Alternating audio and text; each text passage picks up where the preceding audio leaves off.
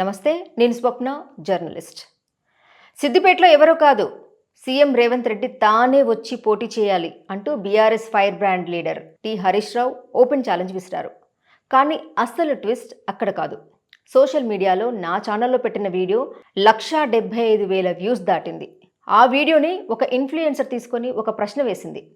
ఎమ్మెల్యేను మంత్రిని చేస్తే ప్రజలకు ఏమి లాభం? ఇప్పుడు అదే ప్రశ్న తెలంగాణ రాజకీయాలను షేక్ చేస్తుంది. ఇటీవల సీఎం రేవంత్ రెడ్డి సిద్దిపేట గురించి పెద్ద స్టేట్మెంట్ ఇచ్చారు.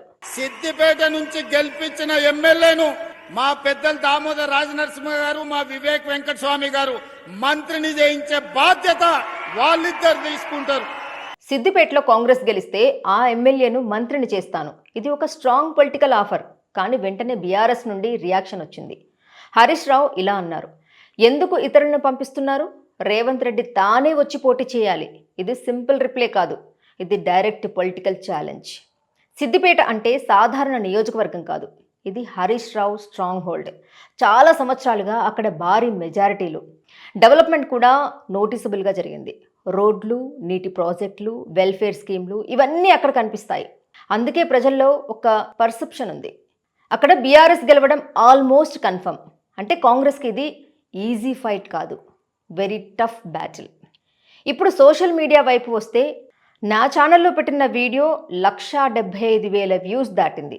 అంటే ప్రజలు ఈ టాపిక్ మీద ఎంత ఇంట్రెస్ట్ చూపిస్తున్నారో అర్థం. ఆ వీడియోని ఒక ఇన్ఫ్లుయెన్సర్ తీసుకొని స్క్రీన్ షాట్ ద్వారా తన ఎనాలిసిస్ ఇచ్చింది. ఆమె చెప్పింది ఏంటంటే, మీరు ఎమ్మెల్యేని మంత్రిని చేస్తాం అంటున్నారు, కానీ ప్రజలకు డైరెక్ట్గా ఏం బెనిఫిట్, రైతులకు ఏం చేస్తారు, యువతకు జాబ్స్ ఏంటి అని డైరెక్ట్గా రేవంత్ రెడ్డిని క్వశ్చన్ చేసింది. అభివృద్ధి ఎలా పెరుగుతుంది? ఇక్కడే అసలు పాయింట్ ఉంది. ఒక ఎమ్మెల్యే మంత్రి అవ్వడం వల్ల ఎవరికి ఎక్కువ లాభం? ఆ ఎమ్మెల్యేకి, ఆ పొలిటికల్ లీడర్కి. కానీ సాధారణ ప్రజలకు డైరెక్ట్గా ఏం వస్తుంది? ఒక రైతు సిచ్యువేషన్ చేంజ్ అవుతుందా? ఒక ఇన్ఫ్లుయెన్స్డ్ యూత్కి జాబ్ వస్తుందా?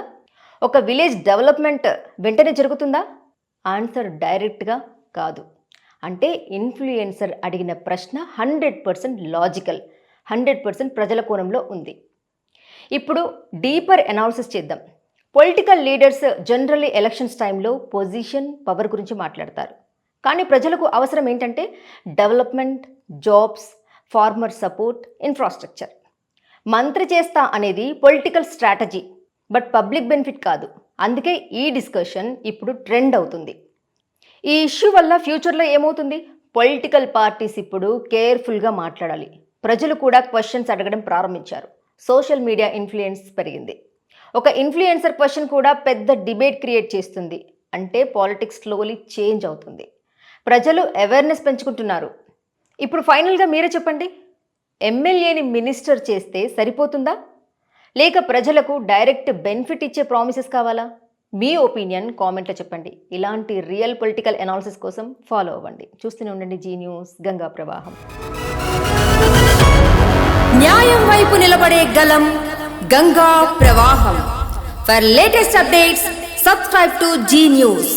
ఇది ప్రజా వేదిక.